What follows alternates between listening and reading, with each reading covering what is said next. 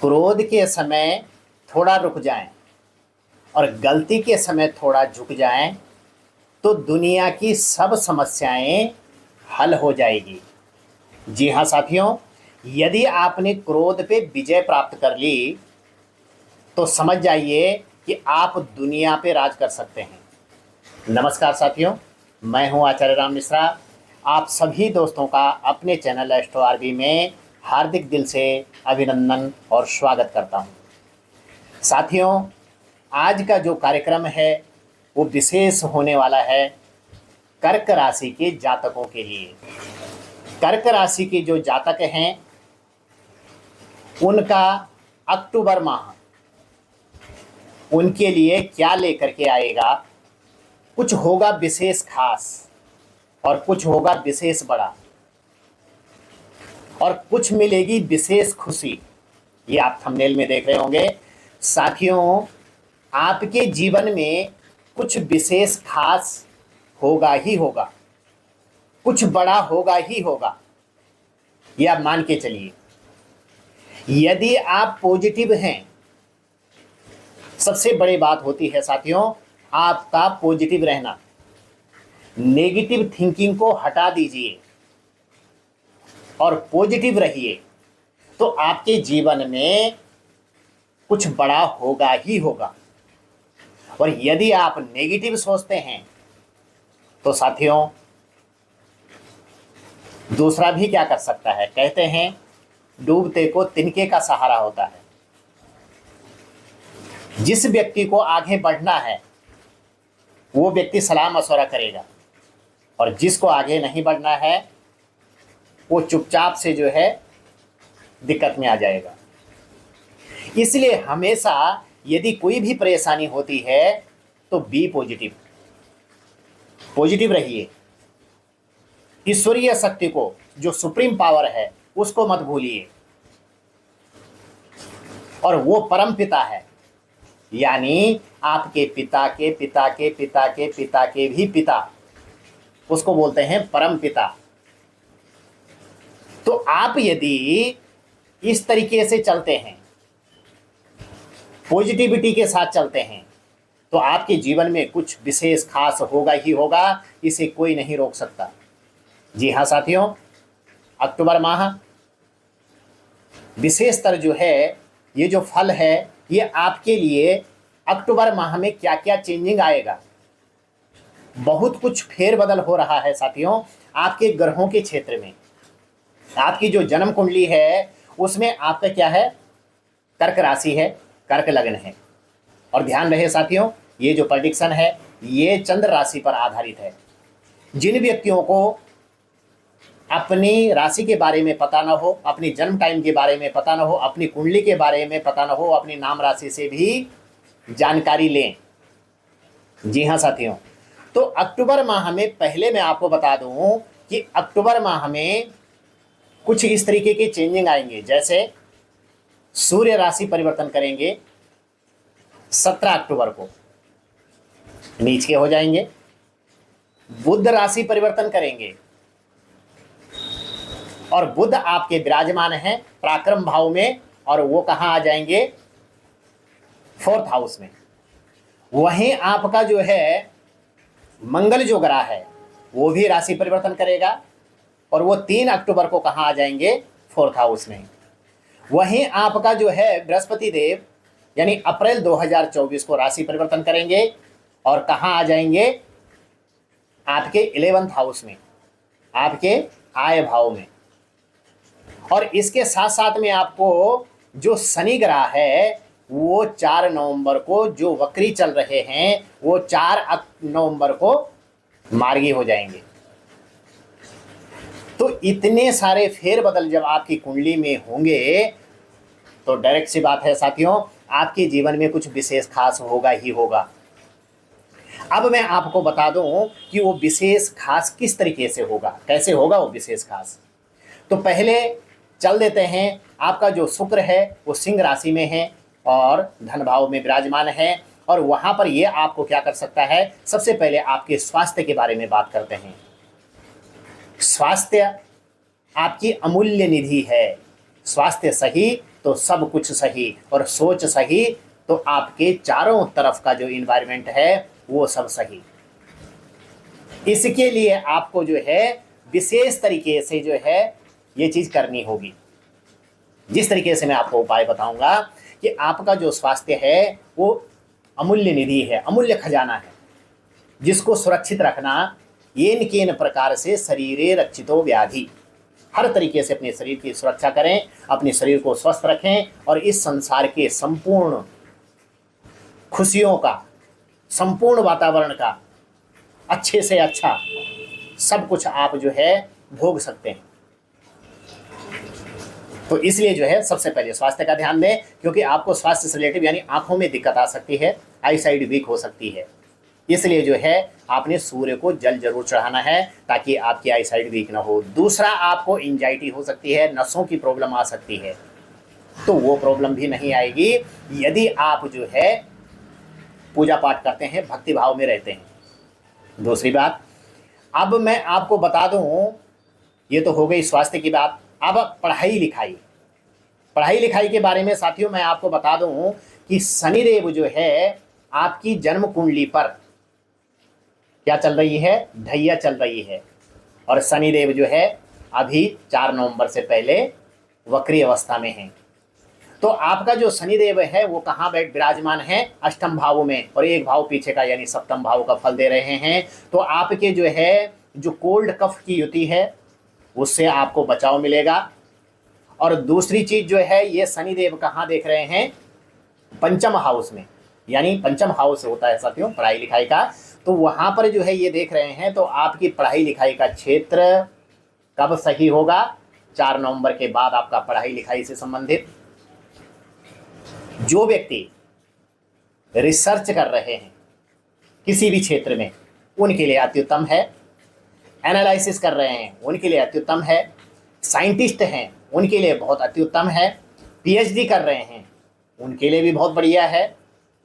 तो ये जो साथियों आप लोगों के लिए आपका जो फ्यूचर है वो बहुत शुभ होगा, यानी कब, 4 नवंबर के बाद। अब वहीं मैं आपको बता दूं कि बृहस्पति भी जब आय क्षेत्र में आ जाएंगे तो वो भी आपका क्या है, वो पढ़ाई का कारक होते हैं, संतान का कारक होता है। अब संतान पक्ष भी पंचम भाव से ही देखा जाता है साथियों। तो आपको विशेष मैं बता दूं कि बृहस्पति देव के आने से और गुरु चांडालियों के हटने से बृहस्पति से जो है जो दिक्कत बृहस्पति के साथ चल रही है वो खत्म हो जाएगी। तो बृहस्पति आपका संपूर्ण दृष्टि से जो है पंचम भाव की युति को बढ़ाएंगे। तो पंचम भाव संतान का होता है। जो लोग संतान जिनकी नहीं हो रही थी, संतान से लेकर के बहुत परेशान थे, उनको संतान की प्राप्ति भी होगी, चाहे वो उपाय करके हो और चाहे वो किसी भी कारण से हो, लेकिन संतान की प्राप्ति आपको जो है 2025 से पहले पहले अवश्य होगी। ये आप लिख लें साथियों, बांध लें इस चीज को, गांठ बांध लें। अब मैं आपको बता दूं कि यहाँ तो संतान की प्राप्ति होगी, लेकिन वही क्षेत्र आपका और किस चीज का है, आपके प्यार प्रेम का है। तो जिन लोगों को जो है प्यार प्रेम की युति नहीं मिल रही थी, जो लोग प्यार प्रेम के लिए परेशान थे, पार्टनर के लिए परेशान थे, उनका भी युति अच्छी होगी। थोड़ा सा आपने जो है अपने मन को केंद्रित करना है, गलत सोच नहीं करनी है, सोच अच्छी रखनी है, पार्टनर के प्रति जो है आपने अच्छा रहना है, अच्छी सोच रखनी है, तो आपको जो है प्यार प्रेम की युति भी प्राप्त हो जाएगी। अब यही क्षेत्र से संबंधित साथियों आगे मैं आपको बताऊं कि आपको जो है वैवाहिक क्षेत्र जो आपका है, तो वैवाहिक क्षेत्र का मालिक यानी विवाह का, यानी आपका जो है पार्टनर का, यानी दाम्पत्य जीवन का, वो क्षेत्र भी उसका कारक कौन है, शनिदेव। तो ये भी आपका जो है नवंबर के बाद बहुत शुभ होने वाला है। यानी जैसे ही गुरु चांडाल योग हटेगा तो आपके जीवन में बल्ले बल्ले होगी। आपका जो दाम्पत्य जीवन है वो भी बहुत शुभ रहेगा, बहुत अच्छा होने वाला है। जी हाँ साथियों, क्योंकि शनिदेव जो है कि जो ढैया चल रही है, जब आप इसका पूजन करेंगे तो आपके लिए विशेष अति उत्तम लाभ प्रदान करेगा। जी हाँ साथियों, पाप ग्रह क्षणे रुष्टा और क्षणे तुष्टा, क्षण भर में आपको छप्पर फाड़ के देगा और क्षण भर में आपसे सब कुछ ले लेगा। तो ऐसी युति करता है शनि। तो शनिदेव से लोग व्यर्थ ही करते हैं। शनिदेव कुंडली का एक ऐसा ग्रह है जो आपका विवाह नहीं हो रहा तो विवाह करवाता है, संतान नहीं हो रही तो संतान की उत्पत्ति करवाता है, आपका प्रमोशन नहीं हो रहा तो प्रमोशन करवाता है, आपकी नौकरी नहीं लग रही है तो नौकरी लगवाता है। किसी की भी कुंडली उठा के देख लें तो जब भी शनि की दशा आती है, शनि का अंतर आता है, शनि का प्रत्यंतर आता है, तो तब तब ऐसे लोगों के जीवन में शुभ होता है। लेकिन एक चीज़ ध्यान रखिएगा साथियों, जिन लोगों का शनि नीच का है, जिन लोगों का शनि कष्टी है, जिन लोगों की पाप ग्रह की दशा चल रही है, विंशोत्तरी दशा, योगिनी दशा में कष्टी दशा चल रही है, उनको दिक्कत होती है और बिना पूजा पाठ के, बिना कुंडली प्रेडिक्शन के सही नहीं होगा। क्योंकि जैसे आपको बीमारी होती है तो आप डॉक्टर के पास जाते हैं, डॉक्टर से सलाह मशवरा करके बीमारी की दवाई लेते हैं, तब आप सही होते हैं, तो आपका जीवन सही हो जाता है दवाई खाते ही। उसी तरीके से जो है जो यहाँ ग्रह युति चल रही है, ग्रह कष्टी चल रहे हैं जिन व्यक्तियों के, सबको एक जैसा नहीं होता। यानी कुछ लोग कर्क राशि के बहुत परेशान रहते हैं, उनके जीवन में कष्ट बहुत ज़्यादा आता है, बहुत दुखी हो जाते हैं कि हमारा जो जीवन है, यानी जीवन कष्टी है तो नहीं, सही नहीं हो सकता, हमेशा जीवन कर्क राशि वालों का कष्टी रहेगा। ऐसा नहीं है साथियों, समय हर किसी का बदलता है, रात है तो दिन भी होता है और दिन है तो रात भी होती है, सुख है तो दुख भी है और दुख है तो सुख भी है। यानी हर किसी चीज़ का जोड़ा है, अच्छा बुरा, रात और दिन, स्त्री और पुरुष, हर किसी चीज़ का जोड़ा है। यानी एक चीज़ ना हो, यानी अच्छाई ना हो तो बुराई किसे कहेंगे, सुख ना हो तो दुख किसे कहेंगे। इसलिए जो है आपको जो है दूसरे के अंदर नेगेटिविटी नहीं ढूंढनी है बल्कि पॉजिटिविटी ढूंढनी है। जिस व्यक्ति के अंदर नेगेटिविटी होगी उसके अंदर कुछ ना कुछ पॉजिटिविटी होगी, आपको वो लेनी है। जैसे सूप का गुण होता है, सार सार को गही रहे थोथा दे उड़ाए, वो सार को ग्रहण कर लेता है और जो खराब चीज़ होती है उसको फेंक देता है। वही तरीका आपके अंदर होना चाहिए कि आप जो है अच्छाई को ग्रहण करें और बुराई को त्याग दें, तो आपका जीवन सफल हो जाएगा। और कर्क राशि के जो जातक हैं बहुत अच्छे होते हैं, अंदर से सोचते हैं, फीलिंग अच्छी लाते हैं, डीपली सोचते हैं, लेकिन कभी कभी क्या कर जाते हैं कि नहीं, जो दिक्कत चल रही है वो हमेशा रहेगी। ऐसा नहीं है साथियों, यदि आप जो है पूजा पाठ करते हैं, भगवान को मानते हैं और अपनी कुंडली का प्रेडिक्शन करा के, यानी हिंट्स लेकर के, यानी अपने से बड़ों से पूछ करके, मार्गदर्शन करके आगे बढ़ते हैं, तो आपके जीवन में खुशहाली आएगी। और जब आप इस तरीके से करेंगे तो कमेंट में जरूर लिखिएगा साथियों, आपके जीवन में जो भी, ये यकीन मानिए, जो भी कर्क राशि का व्यक्ति कष्टी है उसकी कुंडली में कहीं ना कहीं सूर्य नीच का होगा, शनि नीच का होगा, आपका बृहस्पति नीच का होगा, तो यही ग्रह आगे भी बढ़ाते हैं। तो इन ग्रहों को जो है शुभ तरीके से आगे लाने के लिए अपनी कुंडली का प्रेडिक्शन करा के जो भी उपाय आपको लगता है, चाहे बड़ा उपाय नहीं कर सकते तो छोटा ही करिए, लेकिन करिए जरूर। और हाँ साथियों, यदि आप मुझसे परामर्श लेना चाहते हैं तो चैनल में फ्लैश हो रहे नंबर पर आप लोग जो है अपना अपॉइंटमेंट ले सकते हैं और अपने बारे में संपूर्ण जानकारी ले सकते हैं, चाहे वो रत्नों से संबंधित हो, चाहे अपने घर के वास्तु से संबंधित हो, गृह वास्तु से संबंधित हो, नींव के वास्तु से संबंधित हो, रत्न से संबंधित कोई भी रत्न, नवरत्नों में से कोई भी रत्न आपको जो है लगता है वो भी उपलब्ध करवा देते हैं। घर के वास्तु, फेंग शुई से इत्यादि भी आपको उपलब्ध करवा देंगे, और वो भी मंत्रित और सिद्ध किए हुए। जी हाँ साथियों, तो आपको जो है, जो युति है आपकी, वो हर तरीके से सही होगी। जिन व्यक्तियों का विवाह नहीं हो रहा, क्योंकि 4 फेरबदल हो रहे हैं, जिनका विवाह नहीं हो रहा विवाह होगा, जिनकी संतान नहीं हो रही संतान होगा, प्रमोशन नहीं हो रहा था प्रमोशन होगा, नौकरी नहीं लग रही थी नौकरी होगा, कैरियर में चेंजिंग नहीं आ रहा था वो भी आएगा। आपको जो है आपका खेती किसानी, आपको जो है पैसे का आगमन विशेषतर, यानी बृहस्पति जैसे ही आपका आय स्थान में जाएगा तो पैसे की युति आएगी, अचानक धन की प्राप्ति आएगी, धन का आगमन होगा आपके जीवन में। जी हाँ साथियों, तो आपको जो है हर तरीके से लाभ की प्राप्ति होगी। आपको जो है किसी भी क्षेत्र में आप जाना चाह रहे हैं, विदेश गमन करना चाह रहे हैं, वहाँ भी आपको प्राप्ति मिलेगी।